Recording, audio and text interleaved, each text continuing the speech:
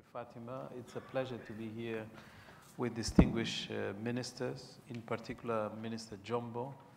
For those who don't know, was the key catalyst for the common position that Africa stood for during Rio +20, and has been quite prominent in terms of making sure that Africa negotiates as a bloc with one voice. Distinguished ladies and gentlemen, I'm delighted to be here in India, and I would like to start by thanking TERI and my dear friend, Dr. Pachauri, for convening this summit. We have a unique opportunity and space before us. I believe all of us gathered here share the same ambition of unlocking solutions to the complex nexus between energy, water, and food security for the benefit of the world's present and future generations. There are two interrelated issues that I would like to focus on when looking at the nexus between the theme of our summit and our continent, Africa. Let me first mention that we need to collectively persuade the skeptics of climate change on just how vulnerable Africa is to it. We should do this by navigating scientific findings and hard facts that make its impact unequivocal. The IPCC report states that the last 3 decades have been successfully warmer at the Earth's surface than any preceding decade. You all know that. Scientists further predict that the current pace of warming is 10 times faster than any other over the last 65 million years. Warming across Africa is predicted at an equally alarming rate. Yet the paradox is that of all the regions of the world, Africa is believed to be the one causing the least harm to the climate. Its CO2 emissions per capita are less than 1 ton per annum, and it accounts for just 2.4% of the world emissions. However, climate damage as a percentage of GDP is higher in Africa than elsewhere in the world. The second issue is about leveraging the opportunities that arise for Africa's transformation, just mentioned by Fatima, if we properly address climate change. With an average GDP growth projected to climb to 6% this year, and with continuous good prosperity, Africa is likely to outstrip Asia's growth records by 2050. It is already the fastest growing continent, despite an ailing global economy, and it is imperative for Africa to capitalize on growth for real transformation. The only way to do this is through industrialization. To illustrate the pace, it took Great Britain 155 years to double its GDP during the Industrial Revolution, and Africa has achieved the same in the last 12 years. The key for Africa is the type of industrialization that it chooses, so that it can be part of the sustainable development solution without having to forfeit its right to industrialize. This is particularly significant when considering that Africa's population is projected to double in the next 40 years, representing about half of the globe's total population growth. By 2050, again, Africa's youth alone will constitute over a quarter of the world's labor force. With a rising middle class and rapid urbanization taking place at a rate that is more than twice the world's urban growth average, which is 3.7%, invariable demand for food, energy, and water will rise. This could either trigger a competition for resources or present a rare and historical opportunity for a rapid green industrialization, offering incredible investment opportunities and real dividends. Green industrialization can tackle the continent's energy, water, and food security challenge if we do it right.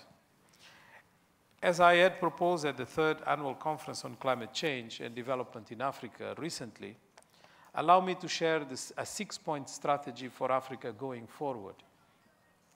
First, Africa has the potential to leap to a new, clean techno-economic paradigm. For instance, the European Commission's Institute for Energy suggests that 0.3% of the sunlight that shines on the Sahara and the Middle East deserts could supply all of Europe's energy needs. As Africa is not locked in any technological preferences, it can follow a green and clean energy pathway and leapfrog old carbon-intensive models and pursue a low-carbon development pathway. The growing awareness of environmental degradation and climate change is giving rise to new research and design priorities, like clean energy technologies that could be scaled up rapidly. The continent is well positioned to absorb, adapt, and build on the vast quantities of scientific and technical knowledge already available. Many African countries, such as Cape Verde, Kenya, Ethiopia, Morocco, and Uganda, we have here the minister, are already investing in innovative, renewable, and clean energy sectors and offsetting traditional energy sources dependent on fossil fuels, biomass, and forest resources. Second, greater investment in climate science, services, and production of highly quality data is imperative in the continent. This is to facilitate the development of early warning systems and initiate much needed research on climate impact, vulnerability, and adaptation, and for creating a knowledge economy. Many global, African, and national institutions are already making progress in transforming climate data, information systems, and science. In fact, one of the fundamental and priority undertakings of ClimDev Africa program that Fatima leads is to make climate information widely available to inform policy decisions and development planning. Third, we have to improve our institutional and policy capacity. There must be investment in mechanisms for a concerted engagement of all key players, from climate and social scientists to development economists, policymakers, entrepreneurs, to users of climate information, and so on. Not only would this help coordinate efforts, it would also contribute to the design of innovative, multi-sectoral strategies, mainstream climate change into national development plans, and usher in a new form of deliberative economy. To prepare for climate risks in urban infrastructure and development countries could build climate-proof urban infrastructure, for instance, and put transport systems on a low-carbon path, like it is already happening in Côte d'Ivoire, Algeria, South Africa, and other countries in Africa. Fourth, investing in expanded South-South partnerships, that's why we are here in India, can help risk management. By systematically sharing experiences and lessons learned, disaster-prone countries facing similar challenges can arrive at better climate change solutions.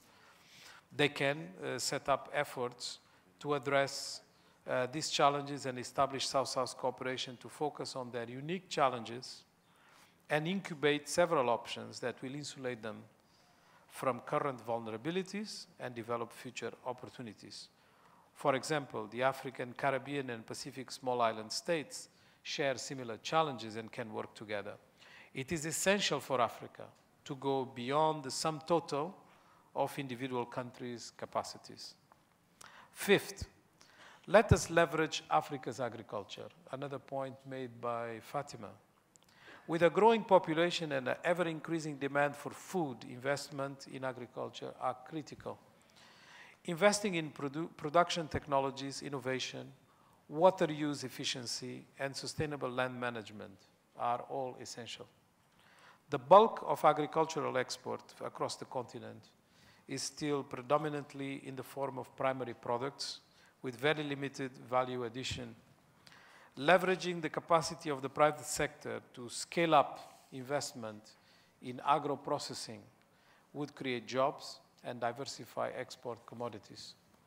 Unlocking the sector's strong multiplier effect in the economy would further contribute to the increased incomes and poverty reduction. Sixth and last, let us use tourism for Africa's advantage and the world's biodiversity wealth. According to the UN World Tourism Organization, Africa is one of the fastest growing tourist destinations.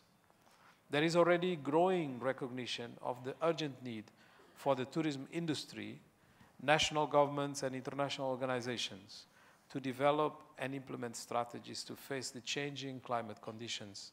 Scaling up investments in ecotourism could mitigate tourism's environmental impacts, like some countries are doing. We have here two examples in our panel, the Gambia and the Seychelles, but it's also happening in Kenya, Rwanda, Zambia, and South Africa. Ladies and gentlemen, climate change was responsible for bad and good in the past. Most of it happened without humans having a clue why it was so. Now we know. To avoid the bad and aim for the good, Africa can take the leap and can take the lead and not be a spectator. Thank you.